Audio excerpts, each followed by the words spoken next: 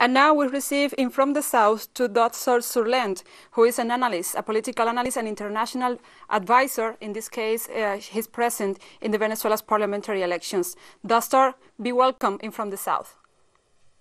Hi, Gladys. This is a very real honor for me to be here with you guys and to be able to share my impressions about the Venezuelan elections with the teleSUR audience. Thank you to be here. So we can call and we can talk a little bit about the electoral ambiance. How do you see, how do you can describe for us how is going the electoral day in Venezuela? It is very important to point out that this is not just a National Assembly election. The first thing we need to point out about it is that it is an election about peace, about dignity, about people going out to choose between peace or war. The opposition is trying to push people by force, threatening people to not go to vote because they have a war agenda, the imperialist agenda.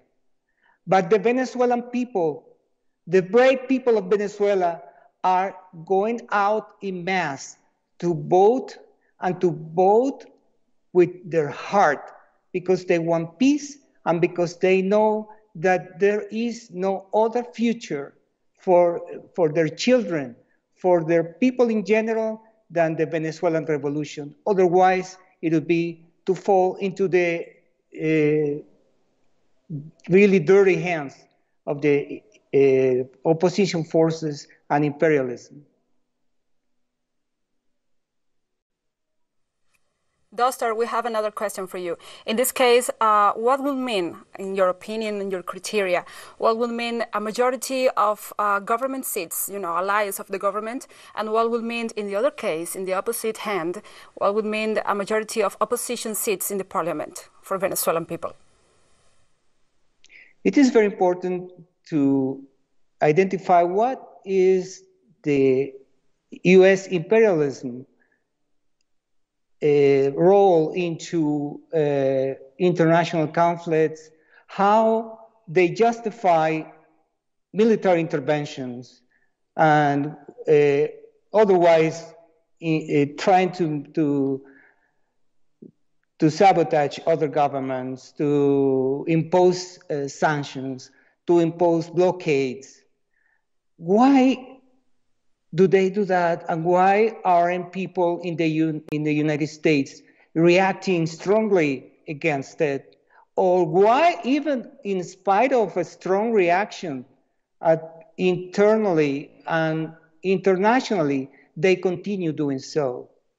Because they try to hide their dirty tricks and their dirty wars with legal bindings, quote unquote legal bindings. What it means is that they try to find ways to justify their oppression, their wars, and their illegal sanctions and blockades against countries like Cuba, like Venezuela, and so on and so forth. I mean, you can name any country which is trying to liberate from imperialism, and they have been subjected to terrible conditions. And in this case, we have a situation which is very special because these were supposed to be just elections for a new National Assembly. So what is it now that's different about the Venezuelan National Assembly elections? First of all, that the U.S. is using the current National Assembly as the legal tool to implement their policies against the war policies against Venezuela. So the current National Assembly has become an instrument of the United States. And that's the way that they justify before the people that they have to do things like sanctions They have to confiscate Venezuelan oil and corporations, international corporations. They have to steal our money, and they have to impose sanctions and punish in general all our Venezuelan people, because there is a National Assembly that they use as a tool to justify that. And they name, because it was not Guaido who self-named himself president. It was the United States and the European Union who named him, who told him to go to a square in Caracas and to raise his hand and name himself president, because he was an instrument of their policies.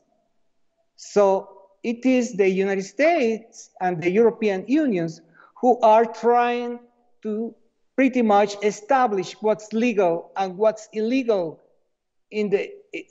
by passing the international law, by passing all the agreements between countries. Is them who are trying to impose us what's legal and what's illegal. If it is something that goes against their interests, against their corporate interests, then it's illegal. If it is something that benefits them, that benefits their corporations and their war machine, then it is perfectly legal. It doesn't matter what it is. Indeed. So that's the first point. Yes. So that's now the second point. I'm sorry. Let me finish with this second point very shortly. Is that the second point that makes this election different is that President Nicolas Maduro said, if we lose this election, then I will resign. So if we have a majority on the National Assembly, we can implement, first of all, we defeat the international strategy of the imperialism, and we pretty much unmask the strategy that they were trying to implement to impose sanctions, to blockade us, and all those so and so. Then there is an impact at the internal level, because that in turn leaves the control of the National Assembly and all the new policies that we want to implement, with the possibilities for people to really make deep changes in Venezuelan society and to pretty much implement a new revolution within the revolution, which is what we are trying to do right now. And in case the opposition gets a majority in the National Assembly, which I doubt, well, it's part of the democratic game. It's part of what we are risking, what we are pretty much, we are not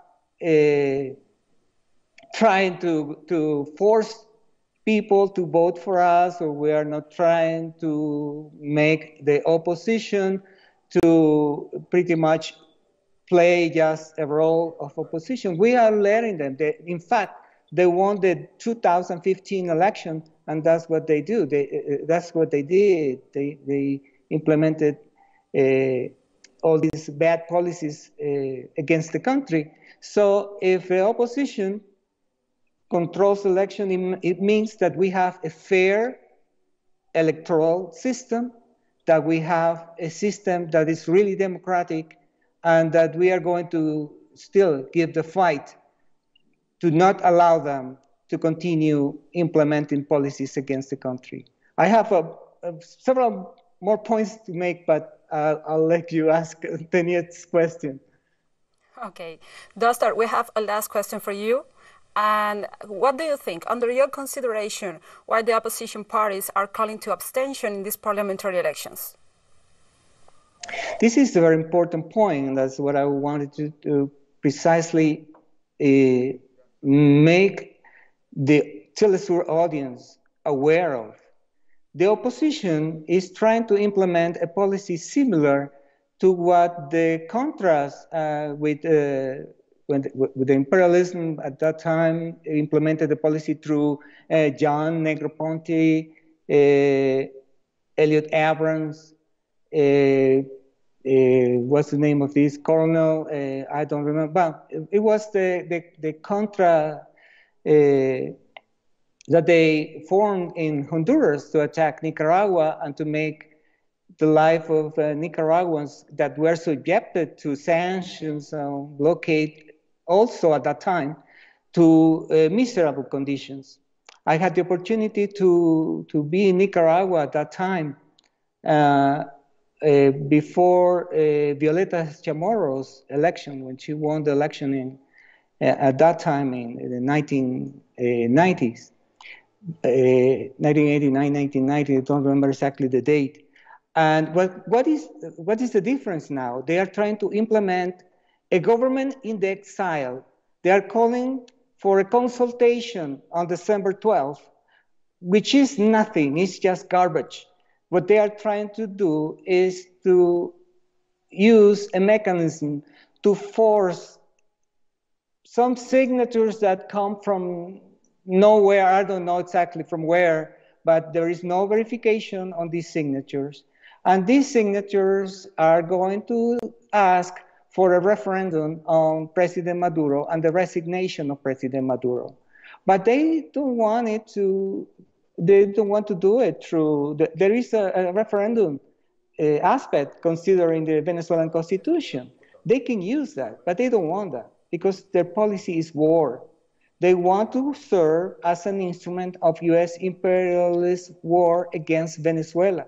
So what they are trying to implement is a way to use these signatures, I don't know how many signatures they are going to present, but they are going to present some signatures, a certain amount, considerable amount of signatures, to ask for President Maduro's resignation, to name a new president. I think it's going to be this guy, Lopez, who just left the country.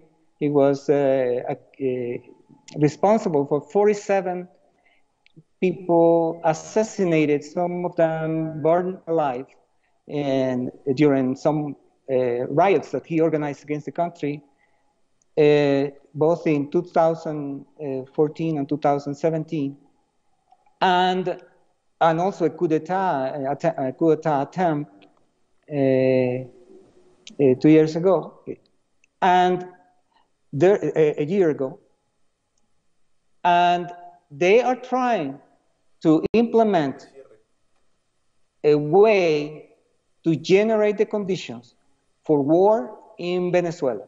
That's very dangerous. That's why these elections are so important, and that's why we are calling on all Venezuelans to participate, to don't fall into this war game that they are trying to force upon people, tricking people by increasing the prices of basic products, of everything, pretty much, by using this fake dollar that comes from the United States to impose this kind of exchange in the economy, to sabotage the electrical system, to sabotage the communication system. All these aspects have to do, the gas, the gasoline. I mean, they are trying to pretty much create the conditions for people to get so desperate that they can reproduce what happened in Nicaragua with Violeta Chamorro. That's very accurate from you, Dozthor. So we thank you for your criteria, your opinions in these parliamentary elections, and also to contribute to this broadcasting from the South. We hope you will be with us in other times.